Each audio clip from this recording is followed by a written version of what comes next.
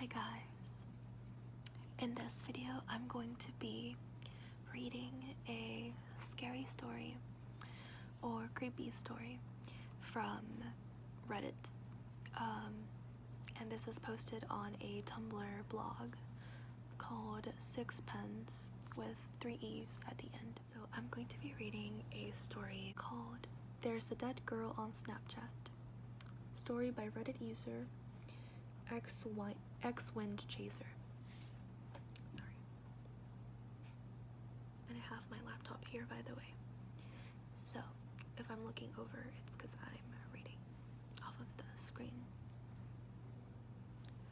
I got a notification last night from Snapchat telling me that a friend of mine had just joined. The problem is, she was murdered 5 years ago. Lydia was a good friend of mine from back in the day. She was part of our little group that would hang out. We would all go to the movies, out to eat, celebrate each other's birthdays, and so on. I'm not even sure how all of us started hanging out. At first, it was just 2 or 3 of us, and then next thing I know, we're rolling 25 deep to Cheddar's on a random Friday just because we had nothing else to do. Naveed joined our little group for a small amount of time, but mainly because he had a big crush on Lydia. That's fine. You get a large group of 20-somethings together, and you're bound to end up with some coupling up. In fact, most of that group of people from back then decided to marry each other. It seemed normal for Naveed to have feelings for one of the girls. Nobody really thought anything of it. Well, at least until things started getting weird. It started small, with Naveed asking Lydia out on some dates. They went out a few times, but Lydia wasn't interested in him in that way. She told him as much, but he didn't really take the hint. When we went out as a group, he insisted on sitting next to her and would even get a little angry if someone else tried to take that seat. At some point, the two of them had a conversation where she told him it was time for him to back off and stop trying to make something happen that clearly wasn't there. This led to Naveed slowly fading away from the group. The other people tried to keep him involved and even tried to hang out with him separately, but no such luck. George was really good at that. He genuinely loves being around people and spent a lot of time with Naveed, just the two of them hanging out. Of course, that stopped at some point too. On Valentine's Day 5 years ago, I got that terrible phone call that Lydia had been murdered. Naveed showed up at her apartment early in the evening with flowers and a stuffed teddy bear. Sunflowers. They were Lydia's favorite. He was waiting for her where she normally parked. She got home, and pretty heated discussion happened between the two of them. From what I heard from one of the neighbors at the funeral, she was trying to get him to understand that the two of them were never going to happen, and he was belligerently refusing to accept the fact. He pulled out a gun and shot her in the face right there. She died almost instantly. The next few months were a blur. We were all so devastated that something like that could happen to us. It seemed to come from nowhere. Between the funeral, investigations, trials, and all the emotional heaviness that each of those carry, it was no surprise that our fun little group slowly started to disband.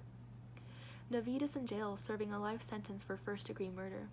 The girls that Lydia was closest to started a little memorial page on Facebook that still sees activity even after all this time. I'll still talk to a few of them every now and then, but I've mostly started hanging out with a different group of people. Lydia still crosses my mind from time to time. I remember visiting her at the fast food place she worked at and her always hooking it up with a little bit extra food in my bag. We would always make plans to take our dogs on a date together, but it never really happened. Last night, I was hanging out with some of my friends, just relaxing, playing some cards. I got a notification on my phone from Snapchat. Lydia P. has joined Snapchat.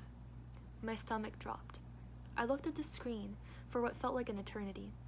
My screen dimmed, and I looked up, and one of my buddies asked if everything was okay. I guess I had turned a little pale, as every drop of blood fled from my face and seemed to pool together in my chest. Time seemed at a standstill as I tried to figure out what was happening. "Oh, yeah," I finally responded. "I'm fine. Just the coffee. You know it messes me up sometimes." I got up and went to the bathroom to relieve myself and splash a little water on my face. The initial shock of seeing her name on my phone wore off, and I started to think logically. I still have Lydia's number in my phone after all these years. I've probably switched phones a dozen times since her murder, but her number is still in there. Sure, my phone will delete my mom's number when I get a new phone, but Lydia stays. Technology is confusing sometimes. The only logical answer is that the phone company reassigned her number and this person has joined Snapchat for the first time. I washed my hands, and with it the initial terror I felt went down the drain. My buddies thought the story was creepy as hell when I told them, but there was still this nagging in the back of my mind and pit of my stomach. Must be the coffee, I told myself on the drive home. As is the norm before falling asleep, I found myself switching from all my social media in bed. Instagram, Facebook, Reddit, maybe a little Tumblr, and if I'm really bored, I guess I'll check Snapchat. I have Android, and Snapchat is pure garbage on Android, so I rarely get on there. I had forgotten about the Lydia situation until the second that I tapped that little icon. The app opened up to a dark screen as the camera tried to pick up my feet in the pitch-black bedroom. My dog was curled up at my feet, knocked out from playing with her Wooby earlier. There was a notification in Snapchat that let me know that I had a new follower. I knew it was whoever had Lydia's old number, but found it weird that they would follow me. Sure, I have the same number still in my phone, but how would this new person know who I am or how to follow me? I opened the notification and looked at her name next to that solid red ghost. My mind flashed back to sitting in the drive-thru and joking about how she was going to get herself in trouble for those extra 2 tacos. She really was a great girl. Beautiful brown eyes, and a smile that seemed to make the world just a little bit brighter. I really did miss her.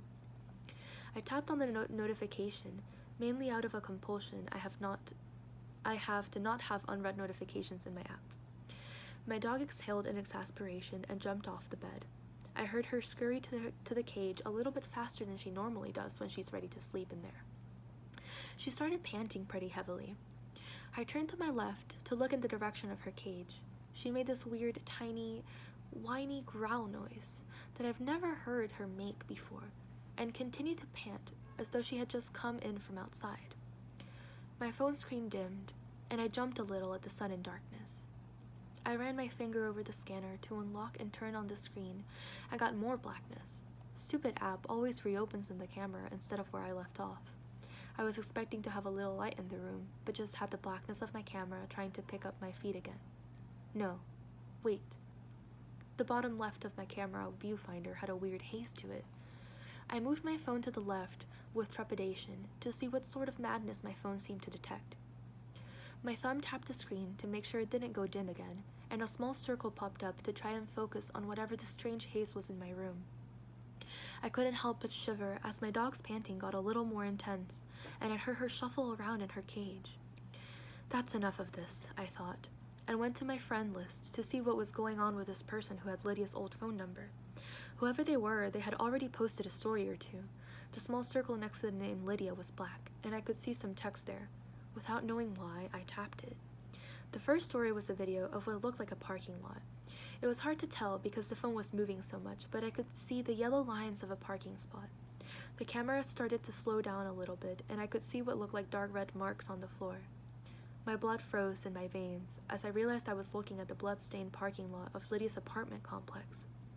There was a second pause as the story reached its time limit and moved on to the next portion, still recording the yellow lines and red stains. My dog is frantic at this point. She ran from her cage and started scratching at the door, no longer wanting to be in there. There was no way I was getting up to let her out.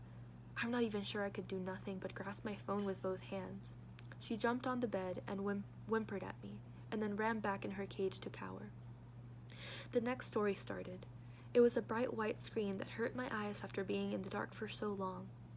The camera moved back a little, and I saw a white fur of a teddy bear holding a giant red heart that said, "Life without you is unbearable." It was only on screen long enough to barely make out what it said, but I recognized it right away from the trial. It was the bear Naveed gave Lydia on the night he killed her. My screen went black again, as the next story started, but only for a second or two. It lit up again, but this time yellow and black, as my eyes stared at a large sunflower. I felt a tear escape my eye, and seemed to exhale for the first time for what felt like an hour. I had been holding my breath.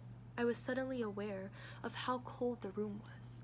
My eyes moved frantically, fast in their sockets, as I looked at every detail on the sunflower. The story had been going for a while now, and it was just a video of the same flower filmed over what was probably 2 minutes. I was captivated and couldn't take my eyes off the screen. Even blinking felt like a betrayal. Finally, the story ended and my screen went black. I heard myself whimper in relief. The next screen was what I saw in the thumbnail before I tapped on it. It was a solid black screen with white text that was comprised of only 3 words. He got out. I threw my phone out of my hands and ran out of my room. I could feel the hot bile in the back of my throat and tried to make it to the bathroom before it erupted out of my mouth. I didn't make it to the toilet and instead retched in my bathroom sink. Red vomit stained my sink as I jumped and I heard my dog begin to furiously bark. I crouched over my sink and tried to stop throwing up. When I glanced at my reflection, dimly lit from the small nightlight I kept in my bathroom, I could tell my eyes were bloodshot from the effort of pushing out the bile. I felt a wave of coldness waft through the bathroom and the vomit suddenly stopped. A couple of coughs and some mouthwash and I realized the coldness of the room was gone. My dog was still barking. I called for her to be quiet and she whimpered and I heard her cage rattle as she found her way back inside of it. It took me a while to work up the courage to go back to my room. But my logical mind prevailed and I came to the conclusion that somebody must be pranking me. When I got back to my room, my phone was face up on the floor, still lit.